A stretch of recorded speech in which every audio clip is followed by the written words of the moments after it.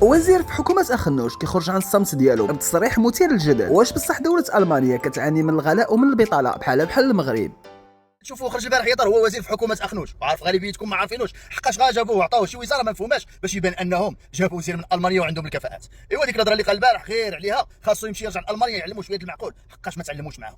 انا كما قلت انا جاي من واحد التجربه في دوله المانيا، نقول لك بانهم يتخبطوا في نفس المشاكل، مشاكل ديال الغلاء، مشاكل ديال التدني، وضعيه صحيه وبطاله كذلك بحكم المشاكل العالميه اللي تعرفها العالم كامل. يعني المساله ماشي حصيره ديال المغرب بوحديته، بل هذه ظاهره عالميه وخصنا نخرجوا منها جميعا. الوزير جاب لا حياه ولا حشمه، قال لك حتى المانيا كتعاني من الغلاء ومن البطاله. هذه المانيا اللي ماشيه كتدخل الاف سنويا باش يخدموا وعندها نقص كبير في يد العامله، وقال لك هذا الاسعار واش كتحشم ولا ما كتحشمش؟ تجي تقول الناس عندهم 2000 اورو هو السميك بان عندهم الغلاء وعندهم دوله اجتماعيه بصح، يعني تغطيه صحيه للجميع بلا ما تخلص حتى ريال الا ما خدامش، الا مريض دوله كتكفل بك، الا معاق دوله كتكفل بك، الا يتيم دوله كتكفل بك، ما كاينش اطفال الشوارع، وزيد وزيد. هذا الشيء اللي خاصك تهضر عليه في المقارنه الا كنتي كتحشم. حنا سحب لنا نهار جابوك انك فيك المعقول، وقلنا هادو ديالنا راه تعلموا تحريميات من احزابهم، ولكن انت جابوك من المانيا، ساعات طلعتي درتي مثل هادو المغرب وكتخرج فينا عينيك بهضره يحشم يقولها حتى اكبر كذاب.